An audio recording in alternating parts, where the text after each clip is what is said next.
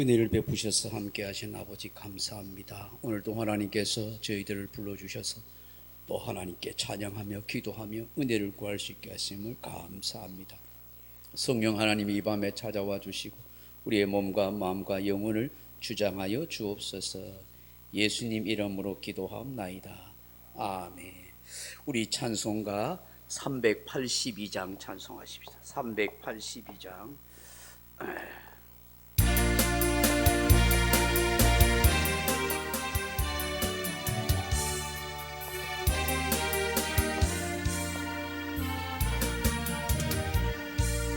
너 근심 걱정 말아라. 주 너를 지키리. 주 날개 밑에 거하라. 주 너를 지키리. 주 너를 지키리. 아무 때나 어디서나 주 너를 지키리. 늘 지켜주시리.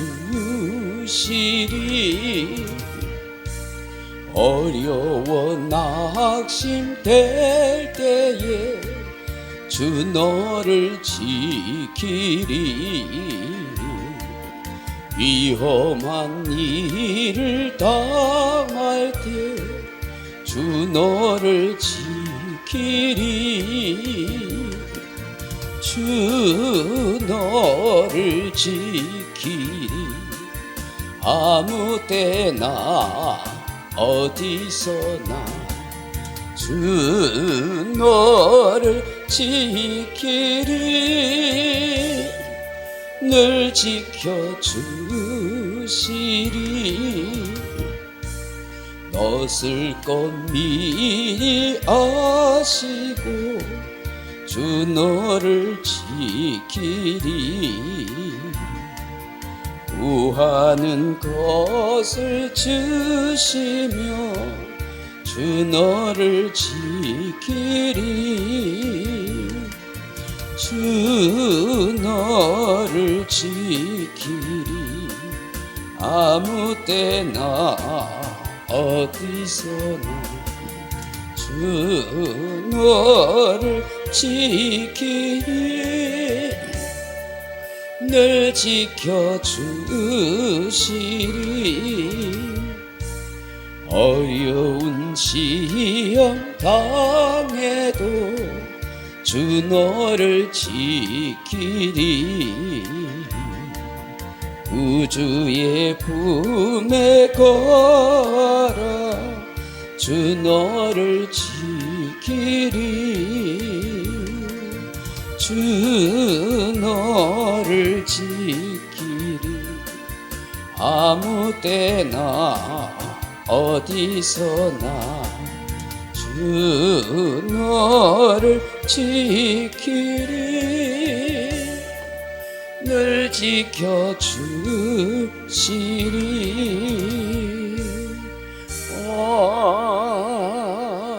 아멘. 290장 찬송하겠습니다. 290장.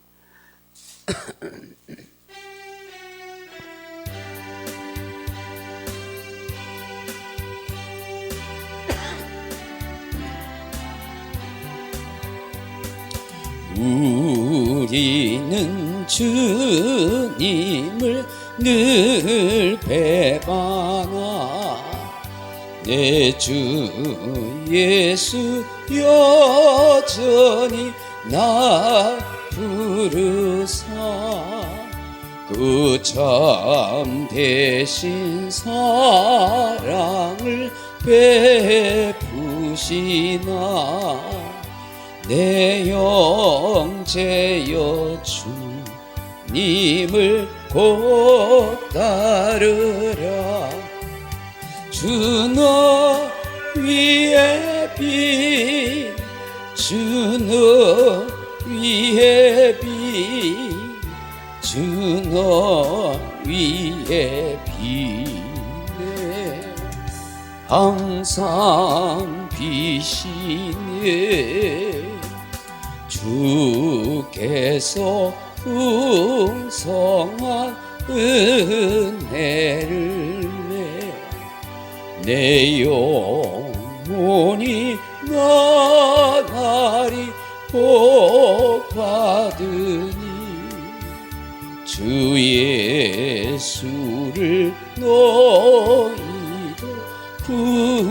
구주로서 곧 따르면 풍성한 복받겠네 주는 위에 주는 위에 비네 주는 위에 비네 항상 비시네 무거운 짐 지고 애타느니 주 예수께 돌아와 고시어라 내 주 예수 너희를 돌보실 때 참복 낚아 네가 넘치겠네 주 너 위에 비네 주 너 위에 비네 주 너 위에 비네 항상 비시네 아멘 292장 찬송하십니다 292장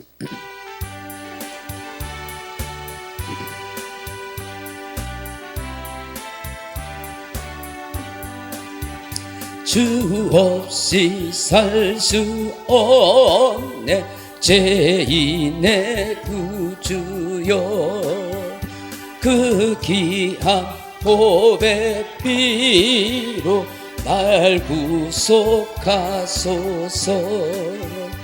구주의 사랑으로 흘리신 보혈이 내 소망 나의 위로 내 영광 됩니다 주 없이 살 수 없네 나 혼자 모서리 힘없고 부족한 지혜도 없도다 내 주는 나의 새 또 나의 힘이라 주님을 의지하여 지혜를 얻으리 주 없이 살 수 없네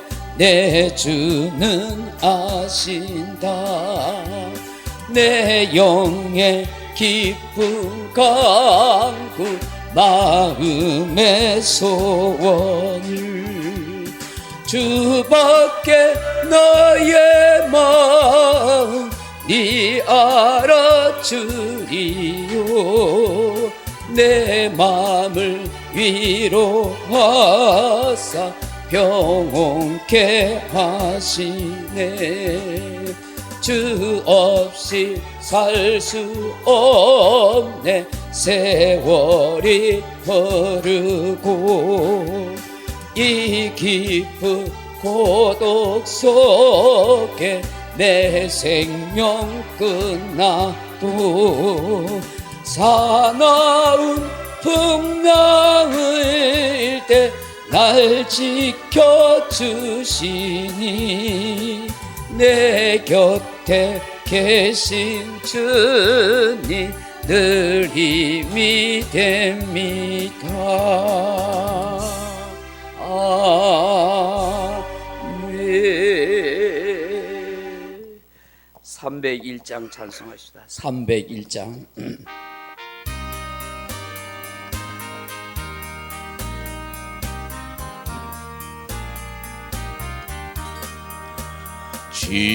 지금까지 지내온 것 주의 크신 은혜라. 한이 없는 주의 사랑 어찌 이루 말하랴. 자나깨나 주의 손이 항상 살펴주시고 모든 일을 주 안에서 형통하게 하시네. 몸도 마음도 연약하나 새 힘 받아 살았네. 물 붓듯이 부으시는 주의 은혜 족하다. 사랑 없는 거리에 험한 손길 헤맬 때 주의 손을 굳게 잡고 찬송하며 가리라. 주님 다시 배올 날이 날로 날로 다가오. 무거운 주께 맡겨 벗을 날도 멀잖니. 나를 위해 예비하시 고향 집에 돌아가 아버지의 품 안에서 영원토록 살리라.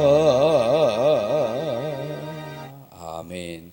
하나님 말씀 같이 보십시다. 사무엘상 4장 1절에서 11절 말씀입니다. 구약성경 사무엘상 4장 1절에서 11절 말씀까지 우리 같이 한번 읽으십시다. 제가 가진 성경은 413페이지, 구약성경 413페이지 사무엘상 4장 1절에서 11절 말씀까지 찾으셨으면 한 목소리로 같이 한번 읽어봅니다. 사무엘의 말이 이스라엘에 온 이스라엘에 전파되니라.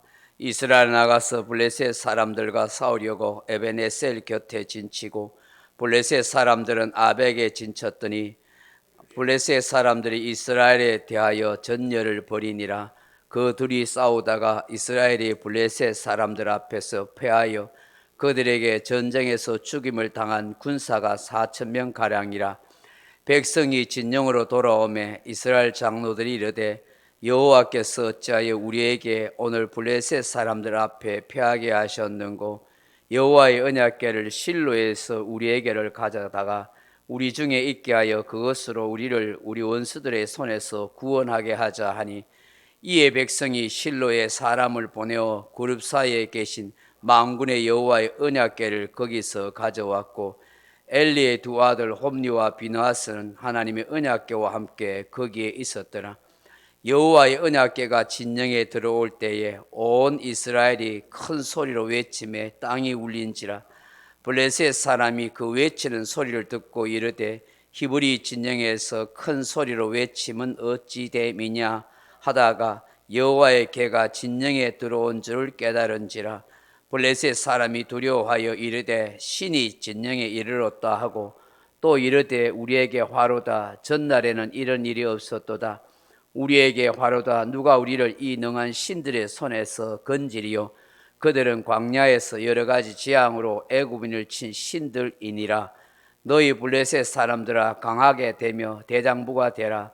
너희가 히브리 사람의 종이 되기를 그들이 너희의 종이 되었던 것과 같이 되지 말고 대장부 같이 되어 싸우라 하고 블레셋 사람들이 쳤더니 이스라엘이 패하여 각기 장막으로 도망하였고 살육이 심히 커서 이스라엘 보병에 엎드러진 자가 3만 명이었으며 하나님의 계는 빼앗겼고 엘리의 두 아들 홈리와 비느하스는 죽임을 당하였더라. 아멘.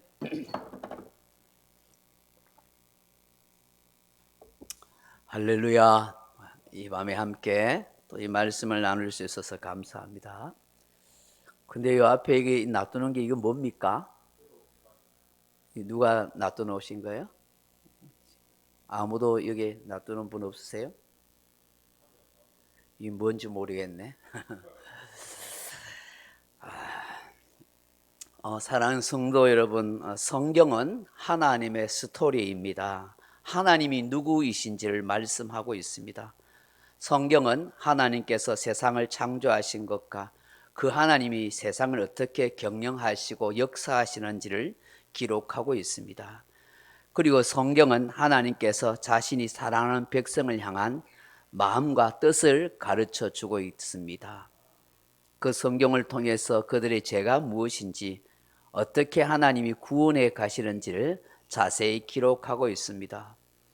그러므로 성경 속에서 나타나는 기근이나 홍수나 혹은 재앙, 침략을 당하는 전쟁은 대부분 이스라엘 백성들이 하나님께 범죄하였을 때 나타납니다. 그 징계와 심판을 통해서 하나님을 알게 하고 진심으로 죄를 뉘우치며 하나님께 회개하여 돌아오도록 하기 위한 방편으로 이런저런 기근, 홍수, 재앙, 전쟁을 일으키는 것입니다. 오늘 본문에 나오는 블레셋과 이스라엘의 전쟁도 마찬가지입니다. 사무엘이 선지자로 갓세움을 입었을 때에 이스라엘과 블레셋이 전쟁을 하게 되었습니다. 블레셋이 먼저 쳐들어왔는지 겁도 없이 이스라엘이 먼저 침략을 했는지는 알 수 없습니다. 무엇 때문에 어떤 이유로 전쟁을 하게 되었는지도 자세히 나와 있지는 않습니다. 적어도 성경 기록을 통해 볼 때 블레셋이 쳐들어온 것 같습니다. 약탈을 목적으로 하였던지 어떤 정치적인 이해 득실이나 영향력을 행사하려고 했는지는 모르겠지만 이스라엘은 어쩔 수 없이 이 블레셋과 전쟁을 치루어야만 했습니다. 오늘 본문에 보시면 1차 전쟁에서 이스라엘 군사 4,000명이 전사하여 패배하게 됩니다. 여러분, 전쟁에서 패배하게 되면은 어떻게 해야 할까요? 패배의 원인이 무엇인지를 살펴봐야 되겠죠. 군사 전략이 잘못되었는지, 군인의 숫자가 부족했는지, 전쟁 장비나 물자가 모자라지는 않았는지, 전술적인 문제는 없었는지 뭐 그런 것 생각해 봐야 하지 않겠습니까? 적어도 말입니다. 그런데 천지의 주제가 되시며 우리를 보살피시는 하나님을 믿는 백성이라면 먼저 무엇을 생각해야 합니까? 신앙적으로, 영적으로 먼저 자신들을 살펴보아야 하지 않을까요? 우리가 하나님께 범죄한 것이 없는지, 하나님의 뜻을 어기고 잘못한 것은 없는지, 하나님과의 관계를 돌아보면서 이 전쟁의 패배, 실패를 곱씹어 보면서 자신들의 신앙을 돌아봐야 하는 것입니다. 그렇게 함으로 회개할 것은 회개하고 고칠 것은 고치고 하나님 앞에 부르짖고 기도하여 그 뜻을 구하고 하나님 이 전쟁에서 이길 수 있도록 도와달라고 그렇게 구해야 되지 않겠습니까? 그런데 어떡합니까? 오늘 본문을 보세요. 백성들이 패배하고 진영으로 돌아왔습니다. 패배의 쓰라린 아픔과 슬픔 속에 두려움을 안고 패잔병들이 고개를 푹 숙이고 돌아온 것입니다. 그런데 이스라엘의 장로들이 뭐라고 이야기합니까? 3절 보세요. 백성이 진영으로 돌아오매 이스라엘 장로들이 이르되 여호와께서 어찌하여 우리에게 오늘 블레셋 사람들 앞에 패하게 하셨는고. 아멘. 이스라엘의 장로들이 지금 아니 하나님이 어떻게 우리를 블레셋 사람들 앞에 그렇게 패하게 하셨는가? 이게 무슨 말입니까? 아니 하나님의 백성이면 하나님이 도우셔서 당연히 이겨야 되는데 어떻게 이 전쟁에 질 수 있느냐? 야, 이거 하나님 탓이다. 하나님을 원망하는 말을 하고 있는 거예요. 어떻게 하나님께서 저 할례받지 못한 저 우상을 섬기는 저 이방 나라 사람들에게 우리가 패할 수 있도록 그렇게 할 수 있느냐, 그렇게 이야기한 겁니다. 여러분, 이스라엘의 장로쯤 되면은 어떤 사람입니까? 적어도 깊은 신앙의 사람이고, 그렇잖아요. 하나님의 깊은 뜻을 알거나 말씀을 그래도 깊이 아는 그런 정도의 사람이 되어야 하지 않습니까? 삶의 연륜을 가지고, 신앙의 연륜을 가지고 많은 사람들을 바르게 이끌고 가르쳐 줘야 할 그 정도의 사람이 아니겠습니까? 그런데 전혀 눈치도 없고 깨닫지도 못하는 어리석은 사람의 말을 하고 있습니다. 적어도 장로들이 앞장서서 우리가 죄를 지어서 그런가 보다, 하나님 앞에 징계를 받아서 전쟁에서 피하였는가 보다, 야, 이 사람들아, 금식하고 옷을 찢고 회개 기도하자, 하나님께서 도우시지 않겠나, 뭐 그렇게 하면서 백성들을 격려하면서 신앙 회복을 촉구해야 하는 게 그게 당연하지 않겠어요? 그런데 백성들 앞에서 하나님을 향하여 불평 원망을 늘어놓고 한수를 더 떠서 무슨 말을 합니까? 3절 하반절을 보세요. 3절 다시 읽어보세요. 백성이 진영으로 돌아오매 이스라엘 장로들이 이르되 여호와께서 어찌하여 우리에게 오늘 블레셋 사람들에게 패하게 하셨는고, 여호와의 언약궤를 실로에서 우리에게로 가져다가 우리 중에 있게 하여 그것으로 우리를 우리 원수들의 손에서 구원하게 하자 하니. 참 기가 찬 일입니다. 하나님을 향하여 원망 불평하는 걸 넘어서 실로에 있는 하나님의 언약궤, 하나님의 법궤를 가져다가 전쟁에 동원하자, 그렇게 제안한 겁니다. 그래서 우리 원수를 갚자라고 그렇게 말합니다. 하나님의 법궤, 하나님의 언약궤를 전쟁 승리의 도구로 사용하자 한 것입니다. 여러분, 이게 얼마나 그럴듯한 제안입니까? 그 얘기를 들은 이스라엘 군사들과 백성들은 희망을 가지게 되는 겁니다. 온 백성이 좋다고 즉각 동의합니다. 백성들이 원해도 그걸 말려야 될 사람인데 오히려 앞장에서 하나님의 궤를 가져오자, 전쟁을 이기는데 오직 그렇게 하자, 이렇게 한 것입니다. 그래서 마침내 사람들을 보내서 실로에 있는 하나님의 언약궤를 들고 옵니다. 하나님을 두려워하는 마음도 없이, 하나님의 허락도 없이 자기 마음대로 자기들 좋을 대로 그렇게 행동한 것입니다. 사사시대 사람들의 특징처럼 자기 속에는 옳은 대로 행한 것입니다. 여러분, 하나님의 뜻은 전혀 아랑곳하지 않습니다. 하나님의 언약궤, 이 법궤가 무엇입니까? 바로 하나님의 임재를 나타내는 상징물이지 않습니까? 그렇다고 한다면 적어도 한 번쯤은 하나님께 뭐 제사장을 통하든지 사무엘 선지자를 통하든지 기도하고 물어봐야 되지 않겠습니까? 하나님, 이 언약궤를 가지고 와서 우리가 전쟁에 이길 수 있겠는지, 뭐 하나님 그래도 되는지, 뭐 허락을 구해봐야 되지 않겠습니까? 그런데 자기들 생각으로 마음대로 그 하나님의 거룩한 언약궤를 전쟁의 도구로 사용하기 위해서 가져온 겁니다. 거기에 가져와서 엘리 제사장이 아닌 아들인 홈리와 비느하스 곁에 줍니다. 적어도 제사장이라면 그걸 말려야 될 건데 이 홈리와 비느하스는 전혀 뭐 잘됐다는 생각으로 그렇게 조화를 하면서 그렇게 가지고 있습니다. 아니나 다를까 이스라엘 군사들과 백성들은 용기 백배에서 사기 충만합니다. 여호와의 언약궤가 군대 그 진영에 들어오니까 군사들과 온 이스라엘 백성들이 할렐루야 막 함성 치면서 뭐 신이 난 것입니다. 막 소리 지릅니다. 땅이 울릴 정도로 막 조아라 소리친 것입니다. 야, 이제 하나님 언약궤가 왔으니까 우리 전쟁에 이긴다. 4,000명이 죽고 패배에 쩔어가지고 막 두려움 속에 벌벌 떨던 사람들이 하나님의 언약궤가 오니까 막 신이 나가 고함을 지르는 것입니다. 이 고함 소리가 얼마나 컸든지 블레셋 진영에까지 귀가 울릴 정도로 들린 것입니다. 그 소리를 들었던 블레셋 사람들이 궁금하지 않겠어요? 이게 무슨 소리고? 아마 정탐꾼을 보냈을 거예요. 그래 알아보니까 보고 올라온데 저 히브리 사람들이 진영에 그들이 섬기는 여호와의 신 언약궤가 들어왔다 합디다 하는 얘기를 들었습니다. 이 소리를 듣는 순간 그 블레셋의 장수들을 시작하여 모든 군사들이 두려움에 벌벌 떨게 됩니다. 하늘의 신이 그 진영에 이르렀다고 하면서 아이고 이제 우리는 죽었구나, 화로다, 망하게 되었도다. 언제 이런 일이 있었노? 신이 직접 전쟁에 개입한 적이 있나? 우리에게 화로다. 누가 이 능한 신들의 손에서 우리를 건지겠느냐?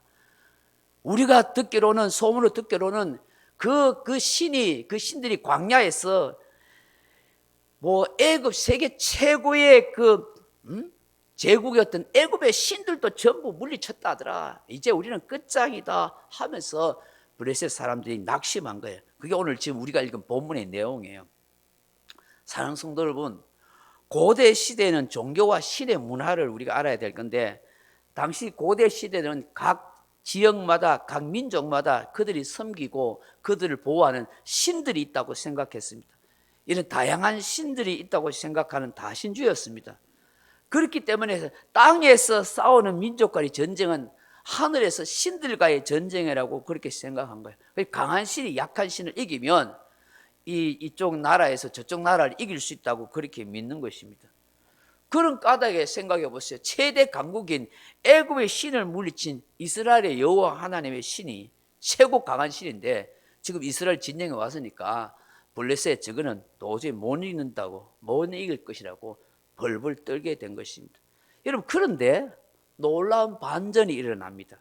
깜짝 이상한 일이 생깁니다. 여러분, 9절을 한번 보세요. 같이 한번 읽어봅니다. 너희 블레셋 사람들아, 강하게 되며 대장부가 되라. 너희가 히브리 사람의 종이 되기를 그들이 너희 종이 되었던 것 같이 되지 말고 대장부 같이 되어 싸우라 하고.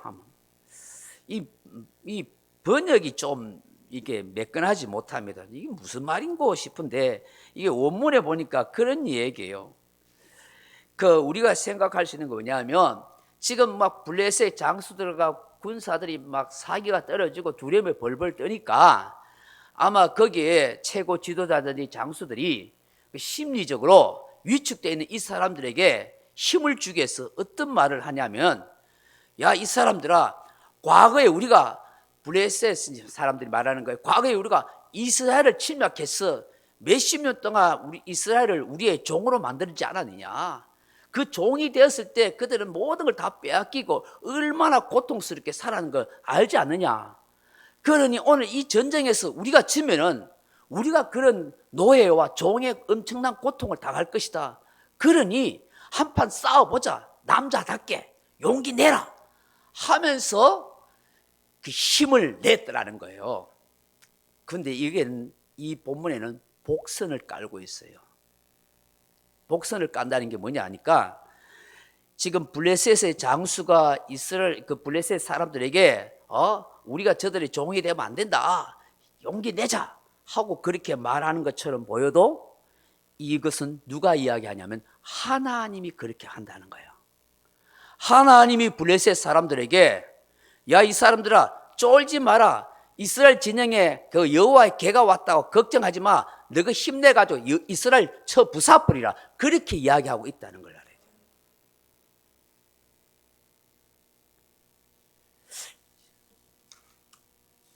왜 이렇게 하실까?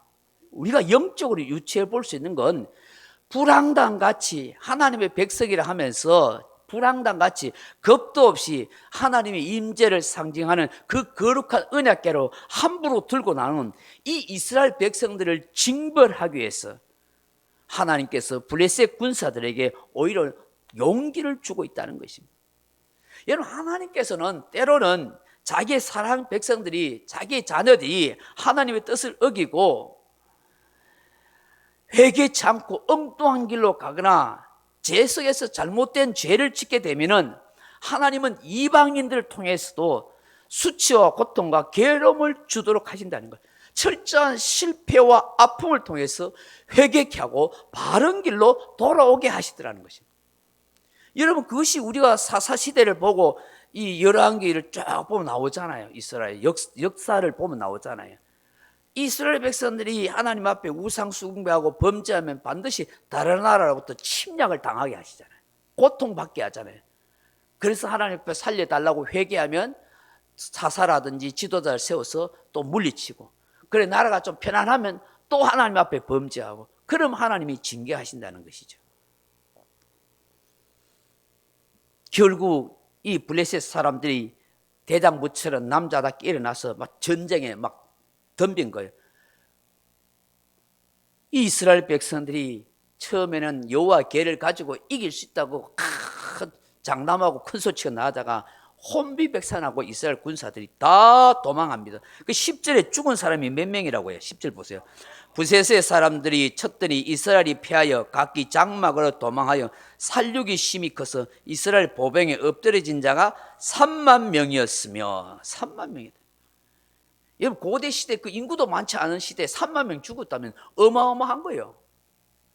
지금 우리나라 같으면 보병 3개 싸다리 날아간 거죠. 앞서서 4천 명 죽고 3만 명 죽고. 오늘 중요한 것은 이 본문에서 우리가 뭘 깨달아야 되느냐, 우리가 뭘 신앙적으로 교훈을 배워야 되느냐. 제일 중요한 거예요. 첫째는 뭐냐, 신앙을 미신화하지 말라는 거예요. 미신화. 신앙을 미신처럼 만들지 말라 하는 거예요.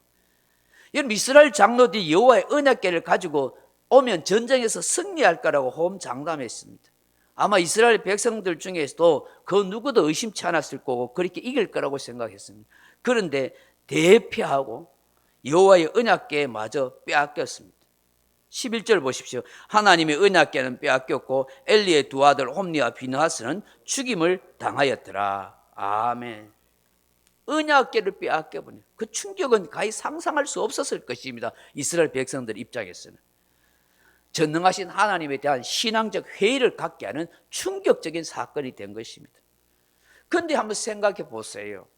여호와의 언약궤가 하나님 자신입니까? 하나님의 임재를 상징하는 것에 불과합니다. 그들은 아마 이런 역사적 사실을 잘 알고 있었을 것입니다. 여호와의 언약궤를 메고 제사장들이 요단강을 건넌 것이나 언약궤를 메고 여리고 성을 무너뜨린 그 사건을 그들이 다 기억하고 있었을 것입니다. 그렇기 때문에 이번에 우리도 여호와의 언약궤를 가지고 오면 여리고 성이 무너진 것처럼 요단강이 갈라지는 것처럼 그런 기적과 능력이 일어나서 블레셋을 이길 거라고 그렇게 생각했을 것입니다. 그런데 요단강이 갈라지는 것이나 여리고 성이 무너지는 것은 그 언약궤가 그렇게 한 겁니까? 하나님이 그렇게 하신 거예요. 근데 하나님이 그렇게 하라고 말씀하셨어요. 언약궤를 들고 요단강이 넘칠 때 제사장이 발을 디디면 갈라질 것이다. 언약궤를 들고 제사장이 앞장서서 온 백성들과 함께 아무 말 없이 여리고성을 매일 한 바퀴씩 돌고 7째 날 7바퀴 돌고 외치면 무너질 것이다. 하나님의 말씀에 순종했기 때문인 것입니다. 믿음으로 순종할 때 그렇게 한 거예요. 여기는 하나님이 언약궤 가지고 뭐 전쟁에 나가라 한 말씀한 적도 없잖아요. 지금 마음대로 가져왔잖아요. 옛날에 전쟁에서 언약궤가 이겼더라고요. 믿음으로 순종한 것도 없어요. 불평이나 원망이나 하고 앉았었죠. 전혀 다른 거예요. 그들은 여전히 우상을 섬기고 율법을 어기는 죄 가운데 살고 있었어요. 근데 여호와의 궤만 가지고 오면 전쟁을 이긴다? 그들의 착각이었던 것이죠. 여호와의 궤의 의미를 몰랐던 거예요. 한마디에 하나님의 궤를 미신화했던 거예요. 여호와의 언약궤 자체가 무슨 신비한 능력이 있거나 어떤 전쟁에서 이길 수 있는 그런 힘을 제공하는 것 아닙니다. 여호와 궤 자체는 사실 아무것도 아닙니다. 모형을 본뜻 만든 것이고 그 언약궤 안에 하나님이 넣으라고 하는 십계명, 만나를 담은 항아리, 아론의 살구나무 꽃이 핀 지팡이 외에는 없습니다. 여호와의 언약궤 위에 하나님이 임재할 때에 하나님의 역사가 있어야 하는 것입니다. 웨스트민스터 신앙 고백서에 보면 하나님은 일상적인 섭리에서 수단들을 사용하시지만 그것들이 없어도 그것을 초월하여 자유롭게 얼마든지 하나님은 역사하신다 하고 그렇게 기록하고 있습니다. 하나님은 어떤 도구나 수단이 없어도 말씀 한마디로 천지를 만드신 하나님이 말씀 한마디로 얼마든지 역사할 수 있고 그 블레셋 전쟁에서 이길 수 있도록 해줄 수 있습니다. 언약궤 없어도 됩니다. 그런데 하나님께서 이스라엘 백성들에게 여호와의 언약궤를 준 것은, 그들 진영 가운데 둔 것은 하나님이 인도하시고 하나님이 승리하신다는 것을 그들의 눈으로 보여주고 믿게 하기 위한 수단이었던 것이, 그 언약궤 자체가 신비한 힘이나 능력을 나타내는 것 아닌 것이었습니다. 그것이 하나님의 언약궤를 통해서 하나님을 향한 믿음과 하나님께 우리의 모든 것을 집중해야 한다는 것을 가르쳐주는 그런 본질이었던 것이죠. 그런데 이스라엘 백성들은 그걸 모르고 미신화한 거예요.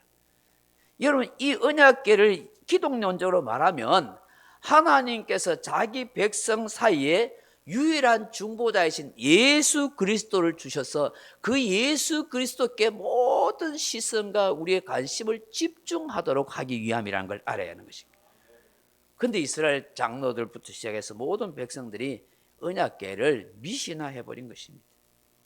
그래서 하나님이 이스라엘 백성들의 이 잘못된 이 미신 신앙을 깨트리기 위해서 패배하도록 만들고 언약궤가 빼앗기도록 만들어버린 것이에요. 야, 이게 충격인 거예요. 그러니까 하나님의 언약궤가 있으면 무조건 이길 줄 알았는데 아니네. 뭐 어떻게 된 거야? 하나님이 안 계신 거야? 하나님이 뭐 힘이 없는 거야? 막 혼란이 오도록 만들어낸 거예요. 여러분, 오늘날에도 마찬가지. 여러분, 이스라엘 백성들이 그 출애굽을 당시에 그 광야에서 불평원망하다가 불뱀에 물려 죽을 때 하나님이 어떻게 했어요? 모세에게 그 모세의 지팡이에다가 구리뱀을 달아서 이렇게 높이 드러냈잖아요. 그걸 쳐다본 사람들 어떻게 해요? 다 치료받고 살았잖아요. 근데 세월이 흘러가지고 나중에 이 모세의 이 구리를 감은 이 지팡이를 사람들은 우상화한 거예요. 그거를 신비한 능력이 있는 줄처럼 그걸 막 신두짠지 모시듯이 막 그렇게 모시게 돼요, 훗날에. 여러분, 그거는 하나님이 광야에서 그 순간에 하나님이 그곳에 말씀하신 것이지 그 자체가 신비한 능력이 있거나 아니란 말이야. 하나님의 말씀대로 순종할 때 그것이 효력이 발생한 거예요.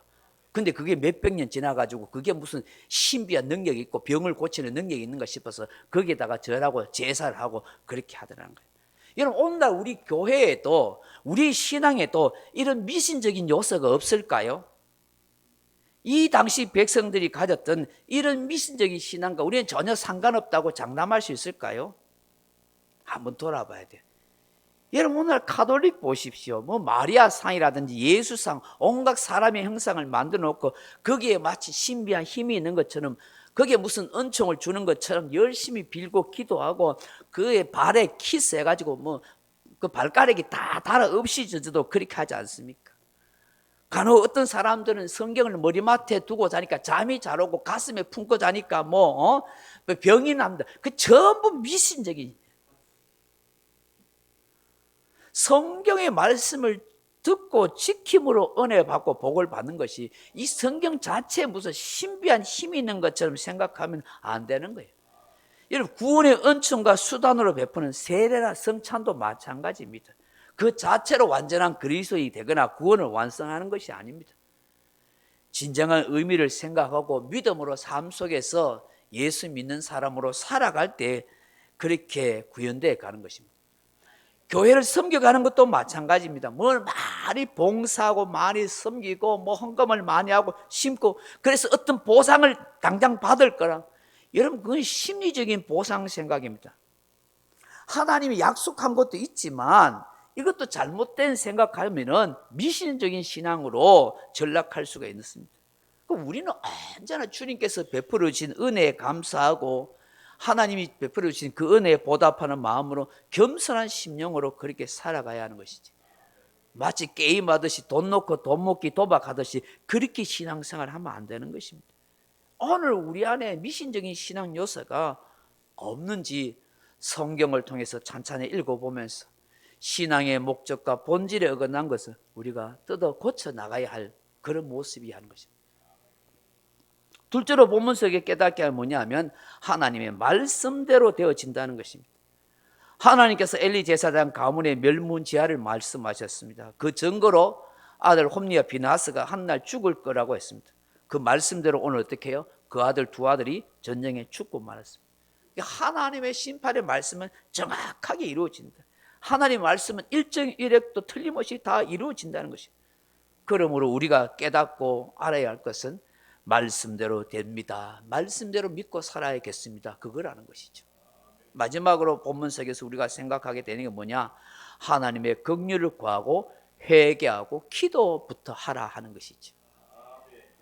저는 1차 전쟁에 실패했을 때 이스라엘 장로들이 영적으로 깨어서 온 이스라엘 백성들과 함께 그 전쟁 실패의 원인을 자신들의 제약에 있다고 회개하였다면 어떻게 되었을까?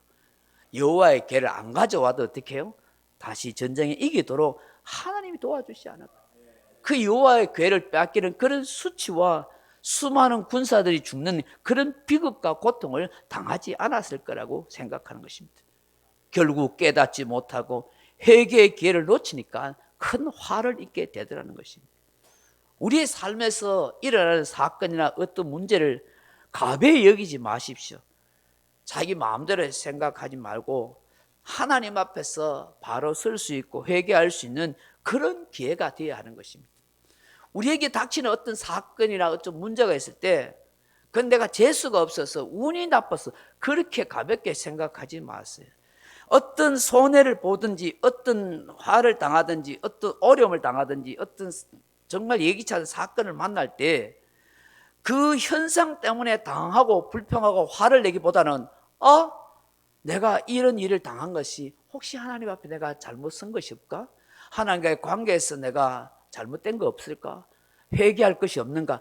자신을 영적으로 먼저 진단하고 돌아보고 회개하면서 일어나는 이 모든 일을 통해서 하나님께서 선한 길로 인도해 달라고 은혜를 구해야 되는 것이죠.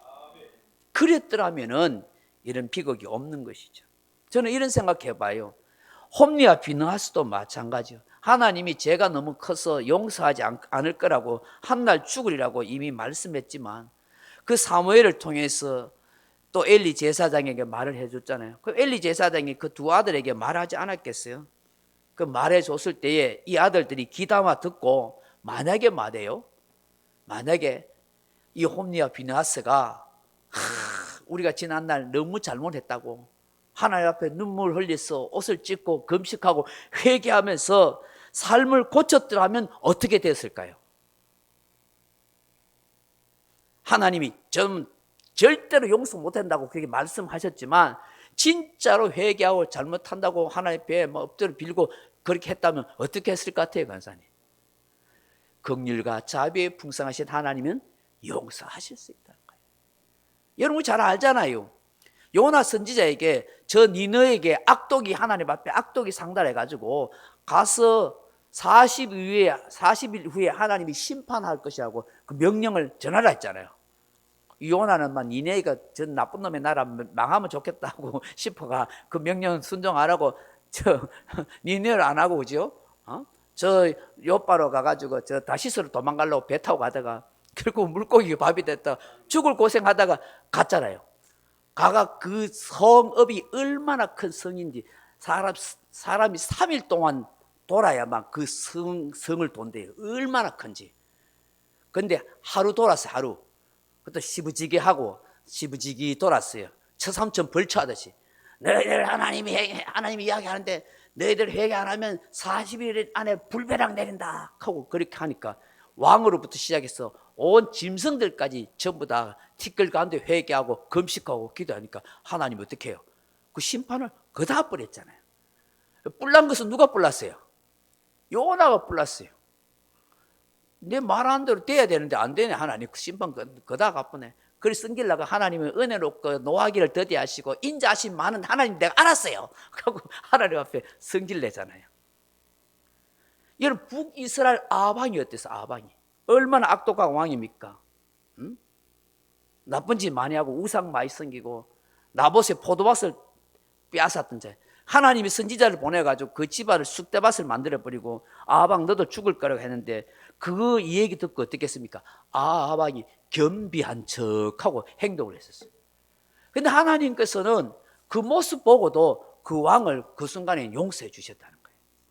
그런 하나님인데 홈리와 비느하스가 회개하고 하나님 앞에 신실하게 섬기려 했다면 하나님은 얼마든지 그를 용서해 주실 수 있지 않을까. 결국 홈리와 비나스는 회개의 기회를 놓쳤기 때문에 하나님의 심판을 받아 결국 죽음을 당하게 되더라는 것입니다. 말씀 맺습니다. 사랑하는 성도 여러분, 내 안에 참 신앙이 아닌, 성경적 신앙이 아닌 내 생각이나 경험이나 혼합된 잘못된 미신 신앙으로 자리 잡고 있는 것은 없는지 우리 한번 살펴보십시오. 진정 성경에서 말씀하시는 하나님이 어떤 하나님인지를 다시 한번 살피고 생각해 보시고 긍휼과 인자하심이 많은 그 하나님을 붙들면서 겸손한 신앙심을 가질 수 있도록 은혜를 구하시고, 오늘 나에게 주신 삶의 기회가 회개의 기회고 바른 신앙을 가질 수 있는 그런 기회임을 믿을 수 있기를 바랍니다. 490장 우리 찬송하고 기도하겠습니다.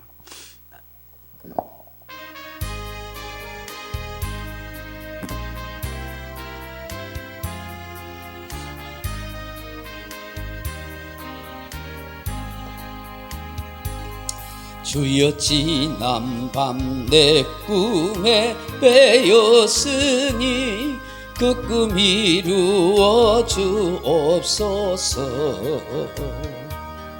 밤같이 매 계시로 보여주사 항상 은혜를 주옵소서.